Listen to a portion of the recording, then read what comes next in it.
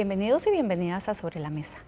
Hoy vamos a reivindicar, porque en realidad normalmente no se habla tanto de este tema, lo que es el gran héroe de la resistencia indígena contra el dominio español, lo que fue, digamos, toda la resistencia que Pablo Presbere precisamente ejecutó en Costa Rica y que fue fusilado un 4 de julio en la ciudad de Cartago, en lo que son hoy los tribunales de Cartago, y su cabeza fue expuesta públicamente en la pica de lo que fue la Plaza Mayor en esa época. Entonces, por eso hoy estamos analizando y reivindicando no solo a Presbere, sino su defensa a los territorios indígenas, también cuáles son las condiciones en las que estamos el día de hoy. Por eso contamos con la presencia de Geiner Blanco Acosta, que él es asesor de asuntos indígenas del Viceministerio de la Presidencia en Asuntos Políticos y Diálogo Ciudadano. Buenas noches. También contamos con la presencia de don Alejandro Alvarado Alcázar. Él es docente de la Escuela de Sociología e investigador del Instituto de Investigaciones Sociales de la Universidad de Costa Rica. Hola a todas, hola a todos. También contamos con don Clementino Villanueva Zúñiga, que es director ejecutivo de la Comisión Nacional de Asuntos Indígenas, CONAI. Y con doña Gloriana Martínez, profesora de la Escuela de Ciencias Políticas y investigadora del Instituto de Investigaciones Sociales de esta Casa de Estudios. Buenas. Así que con ellos y con ella vamos a estar hoy analizando este tema. Primero, vamos a pasar entonces a ver la cápsula de contexto que nos tienen preparada para el día de hoy.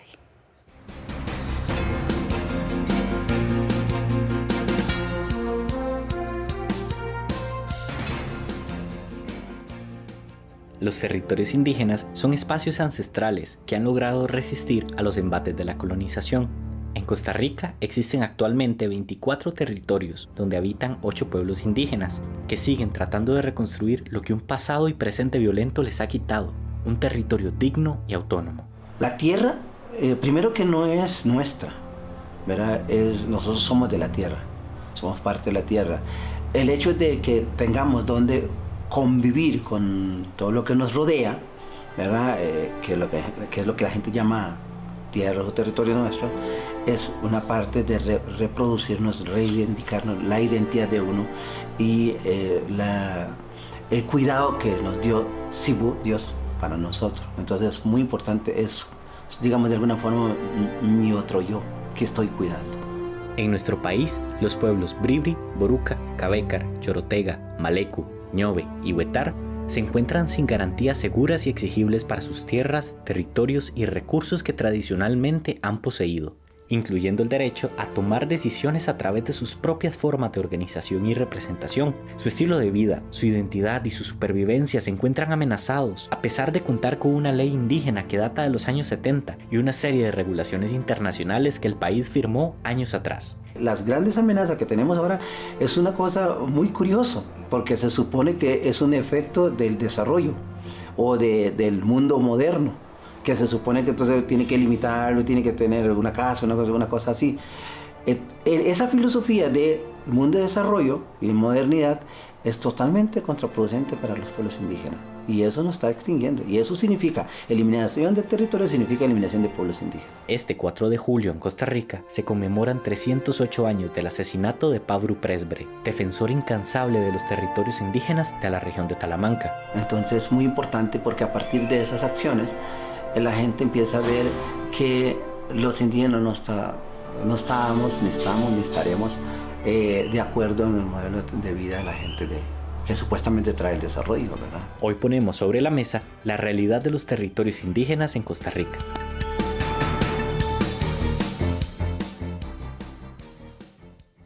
Don Clementino, tal vez podríamos empezar con usted, que nos cuente un poco cuál es la realidad de los territorios indígenas hoy en Costa Rica, porque muchas veces o no tenemos contacto con esa realidad o tenemos poca información de efectivamente qué es lo que está sucediendo en los territorios. Bueno, buenas noches. Muchas gracias. Mais para escola, cravatzas que se gira, entonces yo y seguro, heavy. Entonces cuando llegué, saludando Cabeca. Bueno, en realidad de los pueblos indígenas aquí en Costa Rica, hablar del tema indígena en Costa Rica Mira, me va a disculpar el ejemplo, pero no es como hablar de la selección. Es un tema, o sea, que cualquiera puede hablarlo, o cualquiera puede hacer comentario sobre toda la problemática que tienen nuestras comunidades. Nuestras comunidades, desde que llegaron aquí a la conquista hasta el día de hoy, siempre han tenido problemas de todo tipo. Y todavía en nuestros días de hoy, todavía vamos con esa problemática. A pesar de que el gobierno de alguna u otra forma ya ha venido pues ya interesándose en muchos aspectos, en la economía, en la parte social y político, pero cada comunidad, de los 4 territorios que tenemos, cada uno tiene, a pesar de que es un país tan pequeño y una comunidad tan pequeña, tiene una realidad diferente cada uno, tanto la producción, la forma de vivir, y los 8 territorios que tenemos ahorita, igual hablamos nuestros diferentes idiomas y vemos el mismo mundo, pero de diferente forma. Y con mucho más razón, para el gobierno ha sido muy difícil, pues, cómo visualizar eso. Y lo más interesante que todavía los costarricenses no maneja es que nosotros como indígenas sí vemos con claridad el mundo y el entorno nacional, pero el costarricense en sí no comprende la realidad del indígena. Y el problema número 1, digamos, de todas las comunidades indígenas es la tierra. Sí. El territorio es un problema serio que sería un capítulo bastante extenso para puede haberse hasta un seminario para analizar debidamente cada una de las cosas. Pero es un problema bastante extenso. Don Gainer, ¿a ustedes con cuáles temas, digamos, son con los que más se les acercan para buscar, digamos, soluciones? Efectivamente, además de todo lo que es el territorio que vamos ahora a profundizar, además del territorio, ¿qué otras problemáticas son las que están, digamos, en estos territorios buscando que el gobierno, digamos, ahí intervenga? Yo creo que la demanda fundamental histórica yo lo ubicaría en el derecho a la libre determinación de los pueblos indígenas. Y esto va cruzado directamente con dos elementos. Uno, que tiene que ver con la autonomía de los pueblos indígenas, es decir, su capacidad de poder plantear sus prioridades a tono con su realidad cultural, a tono con su tradición, a tono con sus costumbres. Y esto va muy de la mano con la tierra, porque justamente el elemento que haría posible la libre determinación y la autonomía es el concepto de territorios. No es ni tan siquiera tierra, sino tierra, territorios y recursos. Ambos elementos, el de la autonomía, que tiene que ver también con el ejercicio de sus autoridades tradicionales propias, va de la mano con el tema territorial. Creo que ahí se ubican las 2 principales demandas. También por ahí viene el derecho a la participación en los espacios de toma de decisión, pero lo ubicaría en la libre determinación, de la mano de la autonomía, en el sentido del ejercicio de sus autoridades tradicionales, de la mano de ser tomados en cuenta en los procesos de desarrollo, el derecho a la consulta, el derecho a la libre determinación, a la participación en la formulación, implementación y evaluación de los planes de desarrollo, y también, por supuesto, como decía, en su derecho a participar en los espacios de toma de decisión, a la recuperación de sus tierras, de su territorio histórico ancestral. Creo que esas son fundamentalmente las demandas principales. A partir de esos 3 temas podríamos ubicar otros, la infraestructura, la educación, el derecho al agua, el derecho a la salud, pero podríamos englobarlos desde esos tres componentes. Claro. Doña Gloriana, hay como 3 principales acciones con respecto a la movilización misma de los pueblos indígenas. La lucha del pueblo Noe, ¿verdad?, por la ciudadanía, que es impresionante, digamos, que todavía estén, ¿verdad?, planteando esto. La toma del Salón de Beneméritos por el movimiento indígena y el conflicto de tierras en Salitre. Evidentemente los 3 son muy complejos como para explicarlos en este bloque, pero tal vez podríamos empezar con el tema de la lucha del pueblo Noe por ser ciudadanos y ciudadanas, que a veces, y a mí me pasa que doy el ejemplo en clases y los estudiantes se le quedan a uno viendo como de qué me está hablando, ¿verdad? Como no tienen conocimiento de que eso también sucede. Claro. Bueno, esto es un proceso histórico y largo, ¿verdad? Hay que recordar que en los 90 los pueblos noves, pero de la zona sur, del Pacífico Sur del país, pues bueno, hicieron una larga caminata y una larga marcha para reivindicar su derecho a la ciudadanía, es decir, a tener una cédula, y con el hecho de tener una cédula, bueno, se pueden tener acceso a la salud, a la educación, pues a tener mejores condiciones laborales, etcétera, ¿verdad? Además de todo lo que implica, ¿verdad?, el tener una cédula para moverse en el país, ¿verdad? En el caso del pueblo nove de Zigzabola, bueno, tenemos que esto es un pueblo que se está moviendo y que ha crecido y que se ha desarrollado en esta idea de las fronteras. Las fronteras son una imposición colonial, una imposición también de la República y de los estados, ¿verdad? Entonces este es un pueblo que, pues bueno, se ha estado moviendo, que se ha ido construyendo a lo largo también de la producción bananera que ha habido en toda la parte de Zigzabola y Chiriquí, y que, pues bueno, ellos están ahora desarrollando un proceso largo con un proyecto de ley en donde están reivindicando pues su derecho a la ciudadanía y al reconocimiento de sus derechos, pero bueno, esto también va en el marco, digamos, de un largo proceso que tienen cerca de 300 trabajadores que se han mantenido en huelga en el marco de una empresa, bueno, de los derechos laborales, la explotación de sus derechos laborales en una empresa bananera transnacional en el lado de Zigzabola, del lado de Costa Rica, ¿verdad? Entonces, pues bueno, todo este es un conflicto que ha ido surgiendo, que se ha ido posicionando y que el pueblo nove pues ha tomado fuerzas y pues se ha posicionado en la agenda nacional, ¿verdad? Diciendo, bueno, aquí estamos, somos muchos, son muchos niños, adultos, mayores, mujeres y hombres que están en el territorio del lado de Zigzabola y que, bueno, tienen 20, 30 o ya crecidos aquí, ¿verdad? Años de estar viviendo, entonces, bueno, que están posicionando pues su derecho a una ciudadanía. Claro, que además es como lo básico, ¿verdad? El derecho a una ciudadanía, que era como lo que explicaba al inicio, abre, ¿verdad?, el acceso, se supondría, a la ampliación de todos los derechos.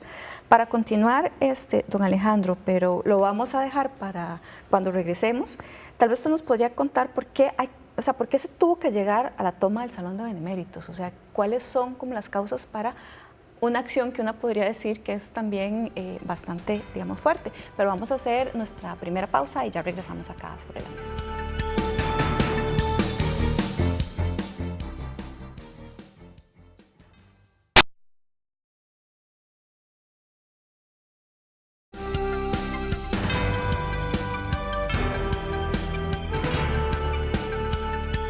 Continuamos en Sobre la Mesa analizando el tema de la defensa de los territorios indígenas y reivindicando la figura de Pablo Pressberry.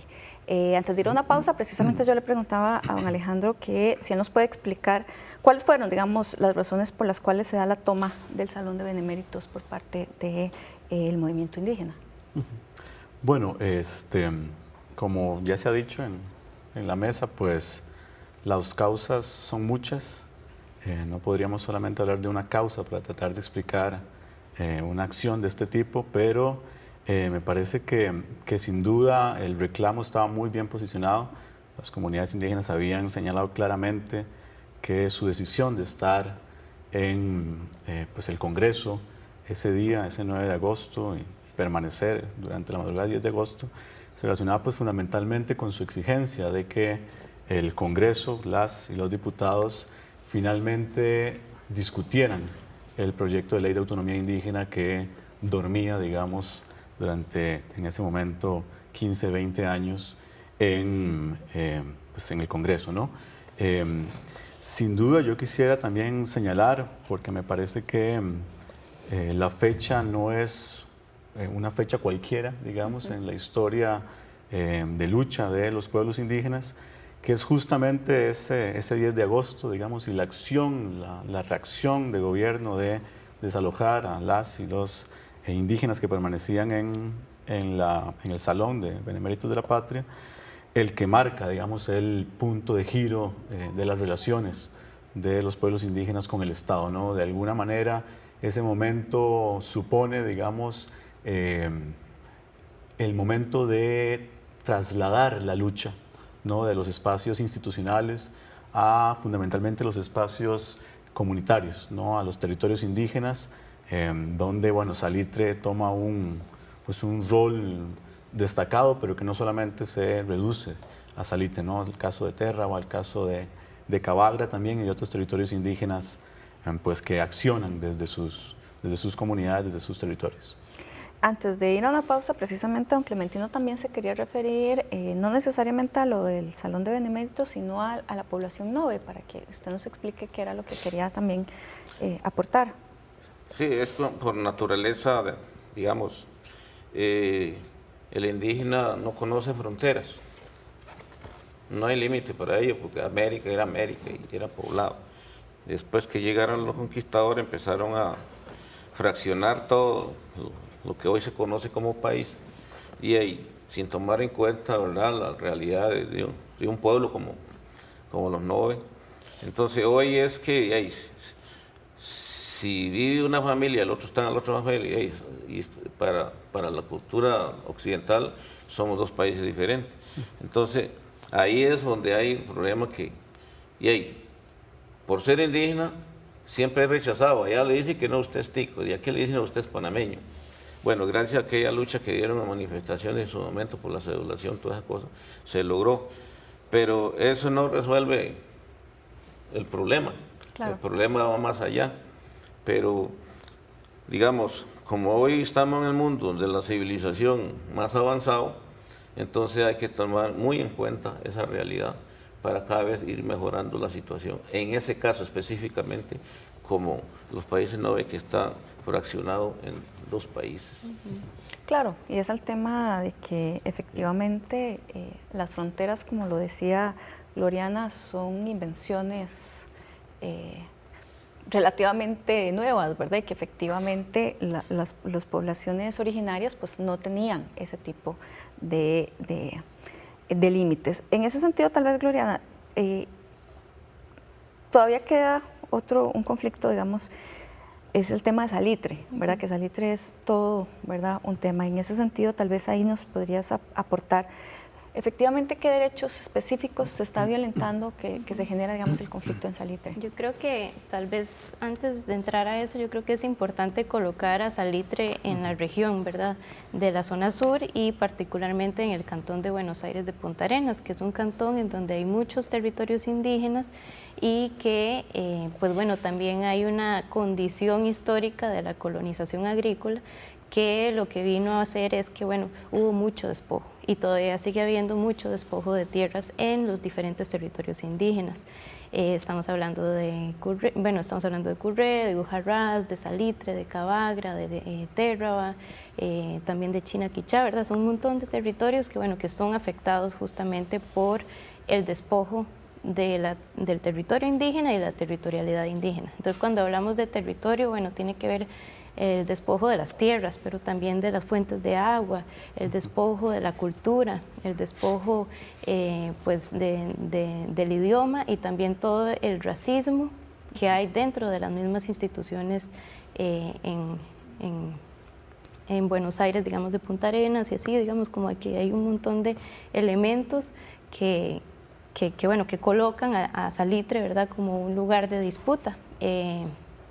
Que comienzan pues los procesos de recuperación de tierras justamente después de la toma de la Asamblea Legislativa y bueno, el desalojo de la gente que estaba ahí, de los pueblos indígenas, y bueno, entonces comienzan a colocar el tema, ¿verdad?, de hacer la recuperación y el saneamiento del territorio, bueno, desde la misma gente, desde la misma comunidad, y ahí comienza pues a posicionarse el tema. Entonces yo creo que sí es importante como tener claro que bueno, es Salitre, pero también hay otros territorios que también se encuentran en condiciones muy similares de despojo de sus tierras y de su cultura y también un ambiente de racismo en el cantón. Doctor Einer, precisamente desde el viceministerio, la administración pasada tuvo, ¿verdad?, un papel importante en esta negociación, efectivamente, en Salitre. ¿En qué momento estamos, verdad? Porque bueno, ya hay un cambio de administración, pero todavía el conflicto sigue, los problemas continúan, bueno, y también pues usted continúa ahí desde el viceministerio, entonces por supuesto que tiene la lógica, digamos, más histórica. Sí, solo quería nada más retomar un minuto del tema de la toma de la asamblea. Me correspondió justamente a mí organizar parte de esto y yo fui una de las personas que también se desalojó ese día. Y fue muy interesante porque, digamos, hay quizás la mejor muestra del racismo más estructural del país. Es decir, sí. Cuando planteamos la toma, planteamos una reunión en realidad. Lo que se planteó fue una reunión. Y cuando exigíamos al exdiputado Luis Gerardo Villanueva que nos respondiera sobre el trámite y la convocatoria a sesiones extraordinarias del proyecto de ley de desarrollo autónomo de los pueblos indígenas, y al no haber una respuesta se da esto, pero digamos estamos en presencia de un momento histórico de donde únicamente los pueblos indígenas exigimos en su momento yo estaba, digamos, trabajaba con la organización de las comunidades, simplemente una pregunta que no se dio respuesta. Y ahí está, digamos, la semilla que germina, en donde los pueblos indígenas dicen, ya se agotaron los espacios de diálogo institucional para el reclamo de nuestras tierras. Y me acuerdo muy bien de muchos compañeros hermanos que decían, bueno, ahora vamos a reivindicar la autonomía desde donde corresponde, desde nuestros sitios históricos. Y esto es muy interesante porque estamos hablando de una territorialidad que no es el territorio que el Estado ha reconocido, sino el territorio ancestral, el que es muchísimo más grande. Por supuesto. Y el tema Salitre tiene grandes complejidades. Tiene una complejidad histórica desde los decretos del 56, pero viene más allá, viene con la ley de terrenos baldíos que reconocen ya de manera incipiente los derechos territoriales de los indígenas y se fortalece con los decretos del 56 que crean estos territorios. ¿Pero por qué es muy compleja? Porque tenemos sobre Salitre, por ejemplo, la superposición como de 4 delimitaciones territoriales. Entonces, por ejemplo, los compañeros Salitre dicen, nosotros creemos que la delimitación es la del 56, la Procuraduría ha dicho que es la del año 82, pero también tenemos complejidades porque tenemos digamos, grupos, no grupos es lo más correcto decir, pero tenemos, digamos, personas que, claro, que realizan todo este proceso de recuperación de tierras. Tenemos otros grupos de compañeros indígenas con quienes nos hemos reunido, y entonces hay un choque. Salitre, digamos, que escenifica ese choque entre las demandas indígenas y la capacidad institucional de resolver un problema histórico, un problema de omisión de derechos, un problema de abandono de derechos, y que nos tiene hoy, digamos, en un ejercicio que se quiere resolver, pero que no se resuelve en 4 años, ni se va a resolver en 10. Es decir, hay reclamos, derechos negados, como digo, hay decretos, y bueno, lo que hemos planteado en la última administración, a su pregunta, es un plan de recuperación de tierras que intenta por primera vez en la historia de este país realizar un programa de devolverle las tierras a los territorios mediante algunos procedimientos establecidos. Ciertamente esos procedimientos no concuerdan con las demandas y con lo apremiante que con lo que los pueblos indígenas plantean estos derechos. Entonces hay otro choque porque pues hay un sistema burocrático, si queremos decir, hay una institucionalidad que no entona con la realidad cultural de los pueblos indígenas, que históricamente ha desoído. Entonces nos corresponde a nosotros en la administración pasada, mediante un equipo extraordinario que teníamos en el viceministerio, plantear junto al Instituto de Desarrollo Rural un plan de recuperación de tierras indígenas, pero que nos toca plantearlo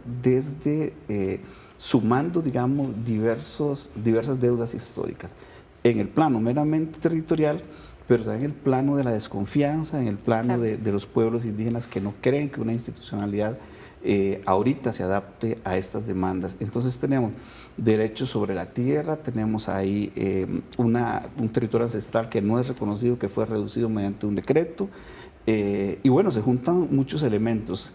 Hay ahorita, digamos, estamos trabajando en revisar un poco todo lo que se ha venido planteando. Hubo unas medidas cautelares de la Comisión Interamericana de Derechos Humanos, hay un protocolo acordado con el territorio Salitre que estamos retomando otra vez, pero digamos, el trabajo que se viene realizando justamente, propiamente sobre el tema de tierras, está en los intentos que está haciendo el Instituto de Desarrollo Rural por ingresar al territorio Salitre, y según tengo entendido de reuniones recientes que se han realizado para que el INDER pueda ingresar al territorio y realizar un proceso, digamos, más sistemático, un poco más ordenado, que tiene que ver con delimitación del territorio, todo este problema histórico que ya le cuento, con la determinación de la cantidad de gente no indígena que hay en el territorio, sí, cuáles son si hay derechos o no hay derechos sobre estas personas, ¿verdad?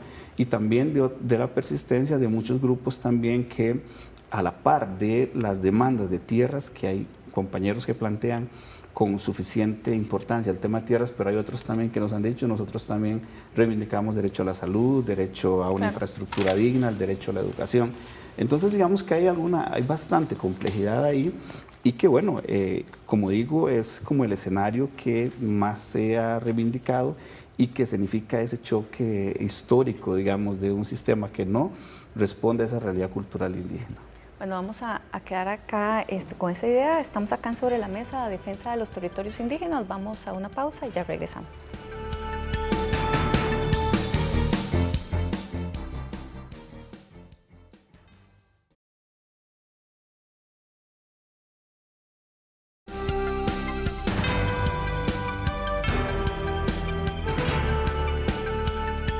Continuamos en Sobre la Mesa analizando el tema de la defensa de los territorios indígenas. Antes de ir a una pausa estábamos hablando de lo que ha sido el conflicto en Salitre.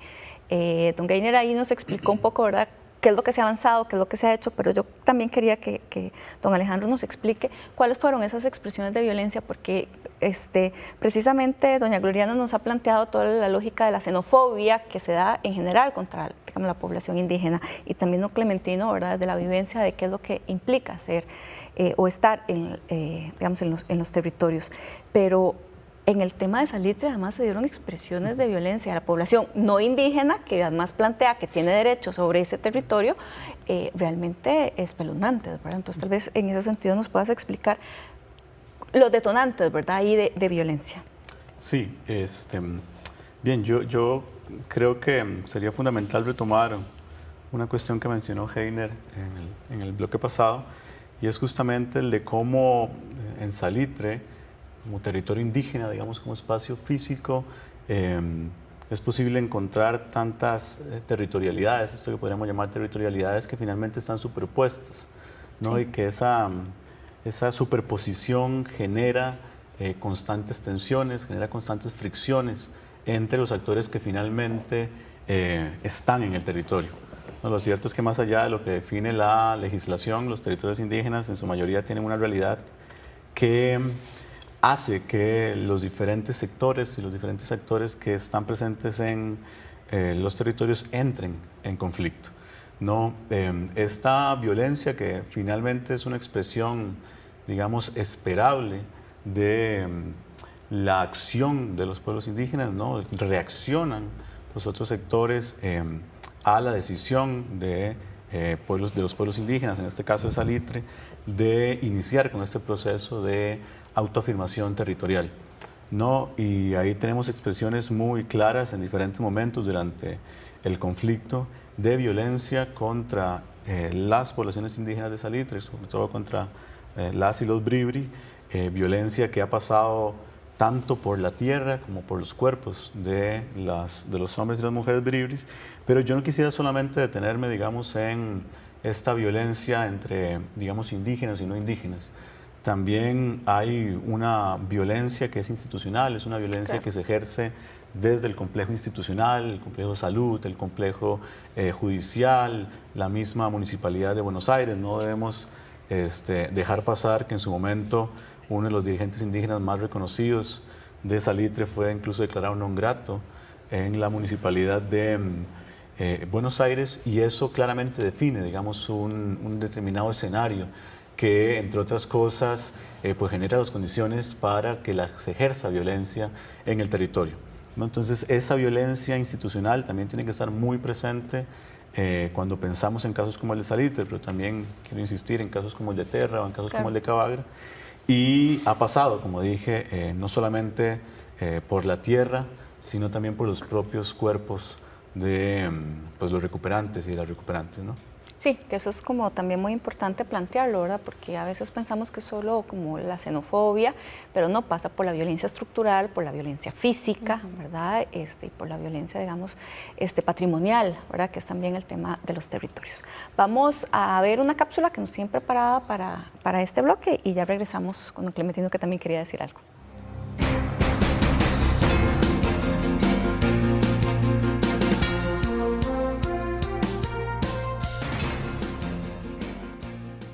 La última investigación de Forest People en Costa Rica detalló el nivel de ocupación de personas no indígenas en territorios indígenas. Actualmente, más de la mitad de estas tierras están tomadas por sícuapa o personas no indígenas en Bribri, lo que significa una violación al convenio 169 de la OIT, que Costa Rica firmó en 1993 y que establece lo siguiente: deberá reconocerse a los pueblos interesados el derecho de propiedad y de posesión sobre las tierras que tradicionalmente ocupan. En los últimos 4 años, el gobierno costarricense ha trabajado en la formulación del Mecanismo General de Consulta Indígena, desarrollado bajo el estándar de consulta sobre la consulta, originado en las recomendaciones de la Relatoría Especial sobre Pueblos Indígenas de la Organización de Naciones Unidas, después de los conflictos ocasionados en los territorios indígenas Salitre, Cabagra y Terraba. Usted puede ver que las acciones de gobierno vienen hace rato, no solo en este gobierno, en el gobierno anterior, algunas acciones, por lo menos puntos y cosas, en salud, en derecho y esto. Sin embargo, los pueblos indígenas cada día se está extinguiendo, o sea, se está perdiendo, se está limitándose a ellos en su modo de vida. Entonces, algo estamos haciendo mal. Entonces, yo puedo decir que se intenta hacer cosas, pero creo que hay que girar el concepto y la forma de trabajar. Y ya sabemos que no sirve.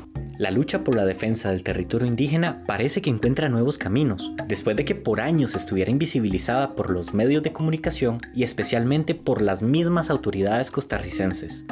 Los retos que tiene la actual administración son el consolidar el mecanismo de consulta firmado recientemente y contribuir con los procesos de autonomía y defensa del territorio. Una tarea para nada fácil en una región donde la tierra está asediada por el monocultivo, la pobreza y el desempleo.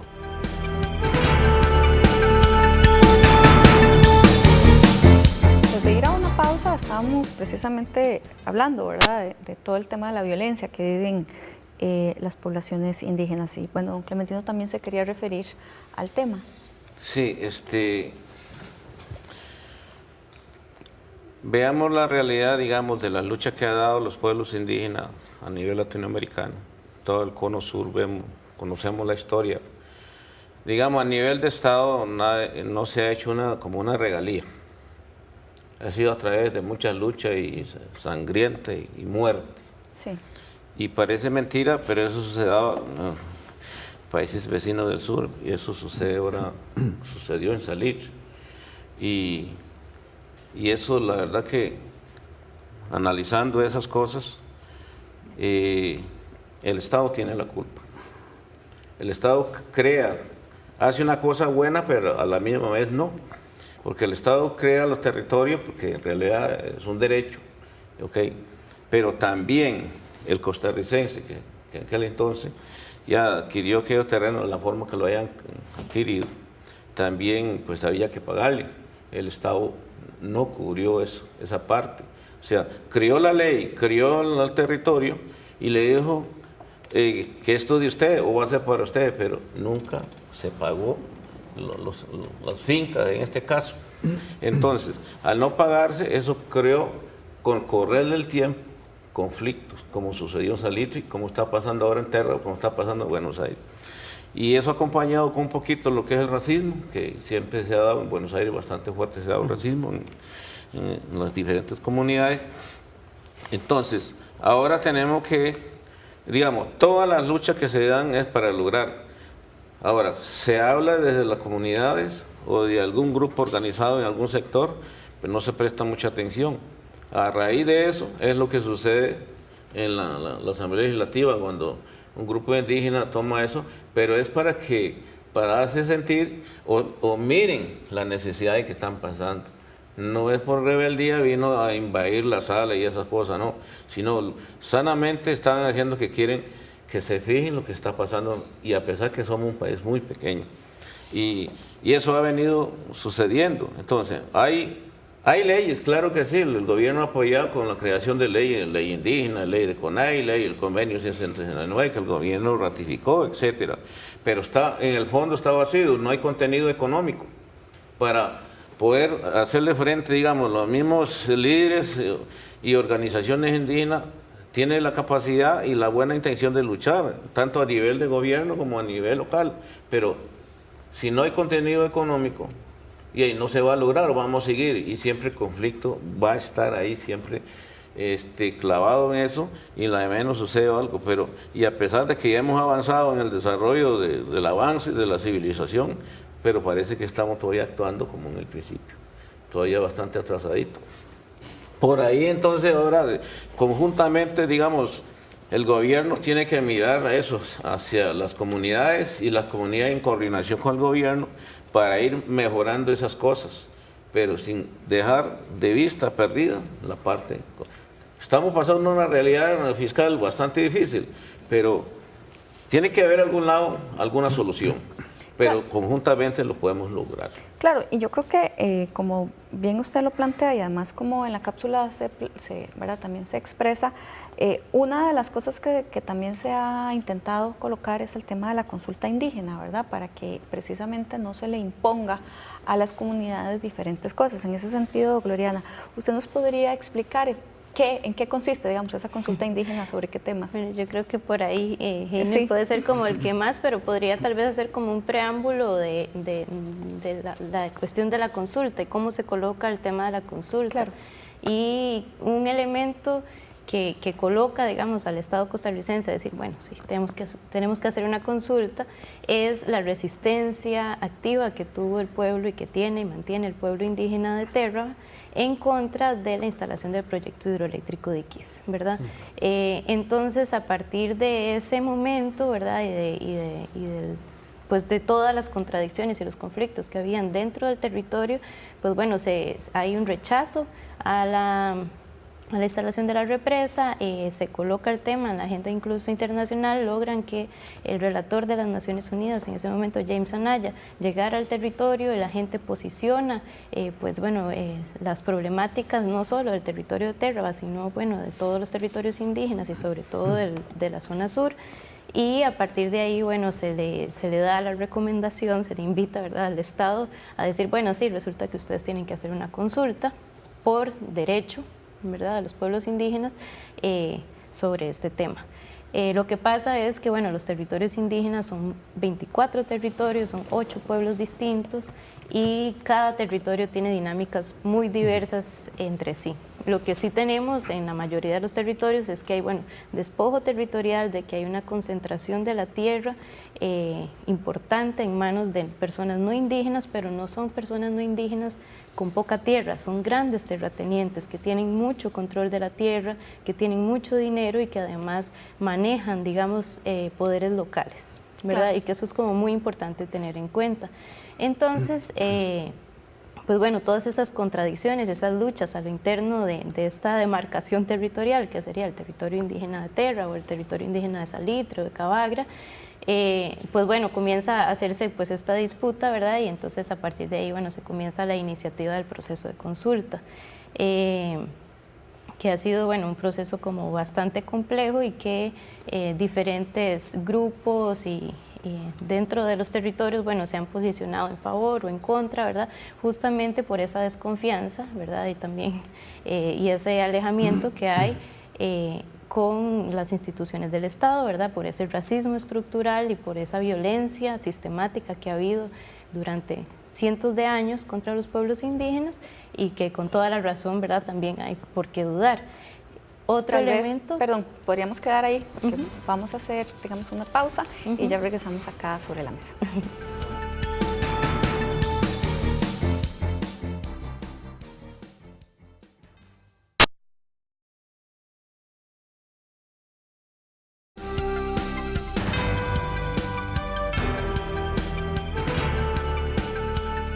Continuamos en Sobre la Mesa analizando el tema de la defensa de los territorios indígenas. Antes de ir a una pausa, doña Gloriana nos estaba terminando la idea un poco de por qué la consulta indígena. Sí, no, que otro elemento que yo creo que es importante y que bueno, me imagino que Heiner también lo va a colocar, es que es el asunto de la tierra, ¿verdad? Y entonces cómo, pues bueno, ciertos sectores dicen que, bueno, hasta que no haya este saneamiento territorial, es decir, hasta donde ya haya un control real, digamos, y una libre autodeterminación dentro de los territorios, bueno, que un proceso de consulta es complicado, digamos, de realizar. Entonces, estos como algunos de los posicionamientos, digamos, que se han dado en el marco, digamos, de esta cuestión de la consulta, que viene, ¿verdad?, con este proceso histórico, ¿verdad?, desde el PH de Quis, y bueno, previo también ha habido otras cuestiones, pero...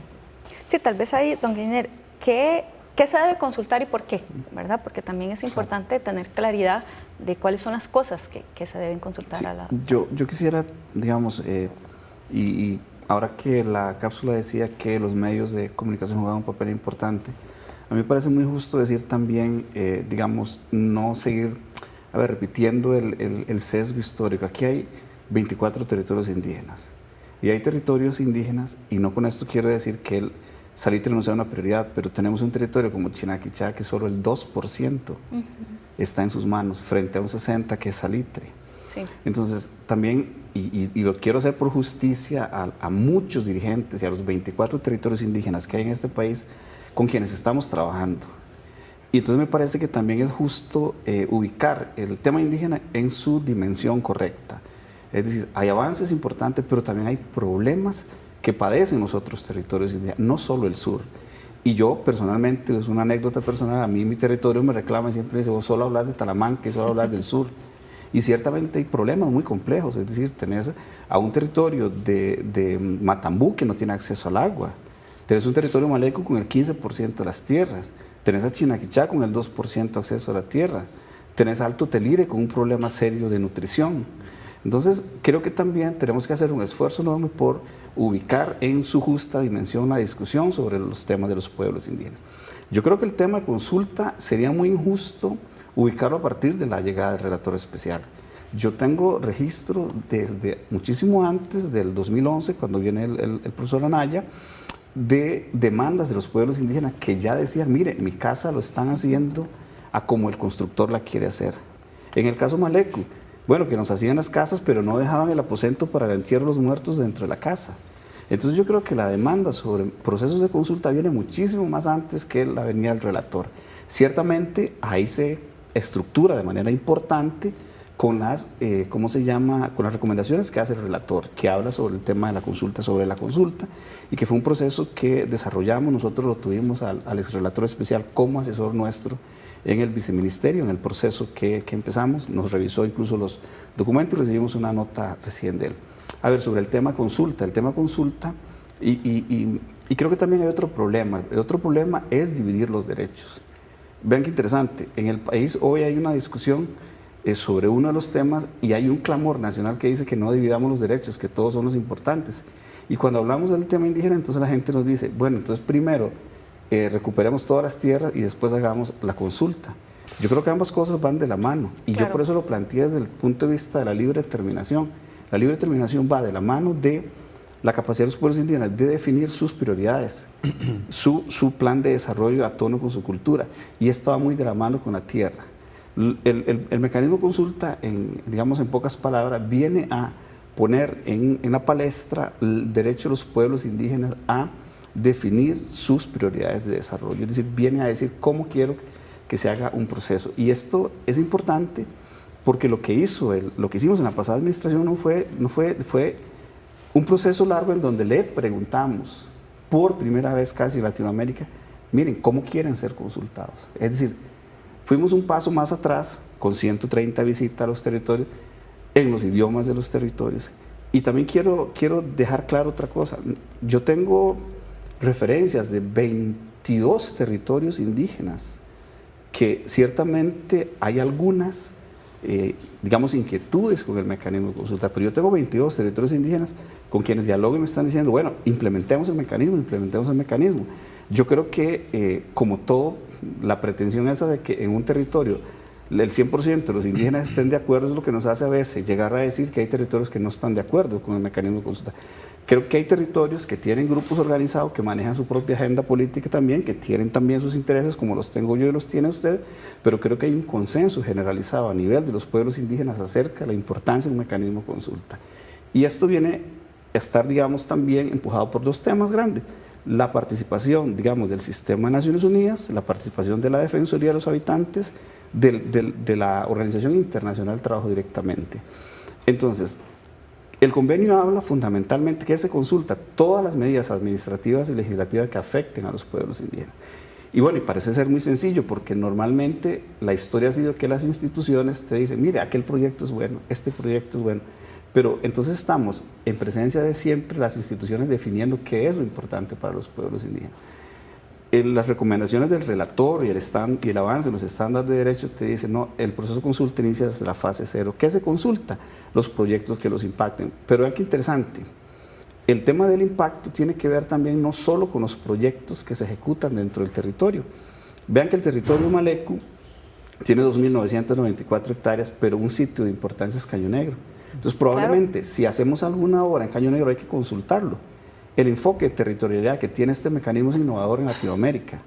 Nótense que hoy estamos hablando de un atracadero que se quiere realizar en Boruca, que no toca el territorio como tal, pero que la comunidad está exigiendo que se aplique el mecanismo de consulta porque toca un sitio de importancia cultural. Entonces, a su pregunta, bueno, el convenio es claro, digamos, en el sentido de que se van a consultar aquellas medidas que impacten, que afecten. Y ojo a este tema, que también los medios lo utilizan y sobre todo la institucionalidad, no dicen que impacten positivo o negativamente, dicen que impacten. ¿Y cómo definís el impacto?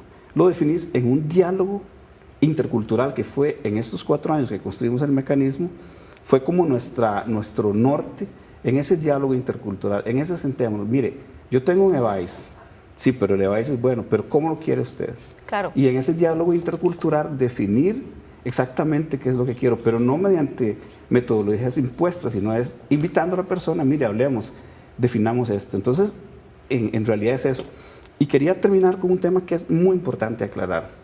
El mecanismo general de consulta, como su nombre dice, es general. Define procedimientos generales, pero se espera que en los territorios indígenas se desarrollen los reglamentos internos necesarios. ¿Y por qué esto es importante? Porque por ejemplo, el tema de la convocatoria en un territorio como Talamanca-Cavécar, con 16 comunidades, es muy diferente a la convocatoria del territorio Malecu. Entonces, tenemos un mecanismo general de consulta que da pautas generales, pero que los pueblos indígenas nos dijeron, miren, nosotros necesitamos desarrollar una reglamentación interna para que el mecanismo sea implementado en los territorios. Y esto es muy importante porque entonces, muy a menudo a mí me preguntan, ¿cómo hay un mecanismo? Un único mecanismo para implementarlo en los 24 territorios, pero son distintos. Bueno, hay una reglamentación y los pueblos indígenas también pidieron que exista lo que ellos llamaron una instancia territorial de consulta. Entonces, tiene muchas variedades que yo más bien invito al canal que ojalá pueda desarrollar programas de esta naturaleza para que podamos discutir ampliamente. Claro, porque además pasa un poco no solo por si es bueno o malo desde mi lógica, sino desde la cosmovisión de cada pueblo, ¿verdad? Que es distinta, que tiene, digamos, una relación diferente con su tierra, con el agua, ¿verdad? La agricultura, que yo creo que eso es lo que muchas veces nos cuesta tanto entender, ¿verdad? Que tenemos que respetar esa cosmovisión. En ese sentido, tal vez ya para ir un poco cerrando, tal vez don Alejandro nos podría plantear, bueno, ya algo, ¿verdad? Se ha dicho, pero ¿cuáles cree usted que serían las tres principales deudas que el Estado costarricense tendría que saldar en los próximos años con la población indígena? Sí, yo creo que necesariamente tendremos que regresar a lo que, digamos, inició esta discusión, este intercambio, y es el problema de la tierra, pero sobre todo el problema de control territorial. Para mí, y esto también es lo que hemos compartido con algunas comunidades, el problema de la tierra es el problema que finalmente articula todo el resto de los problemas en los territorios indígenas, ¿no? Es tremendamente complejo de tratar cada uno de esos temas, el de salud, el de educación, el de desarrollo, sea la idea que sea de desarrollo que se tenga, si no se cuenta o si los pueblos indígenas no cuentan con control sobre su territorio. Recordemos que control sobre el territorio se traduce en control político, en instituciones propias, se traduce también en control económico, cultural, en definir, digamos, sus formas de producción y reproducción social. Y ahí es justamente donde me parece que está, digamos, la gran deuda, ¿no? De esa deuda fundamental, el problema de la tierra y el control territorial, necesariamente, digamos, salen todas las otras temáticas centrales. Y, por supuesto, habría que pensar también en este mismo sentido en la desigualdad y en las múltiples manifestaciones que la desigualdad encierra en todo esto, ¿no? Claro. Y que una de ellas es justamente la de la desigualdad territorial. Y solo para cerrar, yo creo que también es importante en relación con lo que mencionaba Heiner, es cierto también que la lucha en Terraba posiciona el tema de la consulta como nunca había sido posicionado antes, ¿no? Y ahí creo que habría que destacar el papel de la lucha, el papel que jugó la lucha de la comunidad de Terraba y de otras comunidades que apoyaron la lucha, pues, para presionar el Estado. Y lo cierto es que no podemos negar que el mecanismo de consultas inicia su discusión en el marco de un determinado proyecto, que es un proyecto, digamos, que se considera estratégico para el Estado costarricense, ¿no? Sí. Don Clementino, ya estamos cerrando, en realidad no tenemos como mayor tiempo, pero yo sí le agradecería que por lo menos usted se despida y dé un agradecimiento a las personas que nos vieron en su idioma, que yo creo que también tenemos que reivindicar eso, ¿verdad? Que no es que nosotras, ¿verdad? No es que nosotros no conozcamos, es que no nos acercamos, sino, ¿verdad? No intentamos también ser parte de la comunidad. Pero ya estamos cerrando, en realidad se nos fue el tiempo rapidísimo. Solamente quiero aprovechar el espacio para dejar por lo menos mención de cuando se habla de deuda del gobierno. Sí. Para empezar, bueno, porque ya el tiempo se agota. Bueno, la verdad que no ha habido voluntad política en todo sentido para promover un montón de cosas que se necesitan. Es una de las cosas que tenemos que trabajar con mucho vigor. Porque, ¿por qué política? Bueno, una de las cosas es cómo manejar todos los problemas, digamos, de tierra y todas las cosas. Pero una cosa que tiene una debilidad son gente que el gobierno no ha apoyado, digamos, los indígenas en cuanto a becas. Pero me estoy ahorrando becas de otro nivel. Digamos, nosotros los indígenas en realidad no tenemos profesionales. No tenemos arquitectos, no tenemos ingenieros, no tenemos agrónomos, no tenemos eso, que nos ayude a la misma población. Bueno, esa es una deuda que está pendiente. Aprovechando también allá el espacio, bueno, voy a dirigirme a mi comunidad Cabeca, Caribrí y todo el territorio que entiende. Bueno, es que saca Jari, Satipagá, Hirumne, Sergué, Cravate, Zaway, Gehisca. Pago cabeza, pero cada enado, cada pagane, pero se con esa caja dice, sate llegué a tabar, tabar hisca, con basti samne, tú basti sa junio, sa pague, pues así, sati shaha, pues cae llené, pero ya no sigue sati pagar, pero esta hora sa de gane hisca, pago tabar. Entonces, bueno. Un resumen breve, digamos, en el idioma. En el idioma de lo que hemos, exactamente. Bueno, muchísimas gracias, don Clementino, doña Gloriana, don Alejandro y don Heiner por estar acá sobre la mesa, reivindicando a Presbere y su defensa en territorios indígenas. Muchísimas gracias a ustedes en sus casas y les esperamos la próxima semana acá en Sobre la Mesa.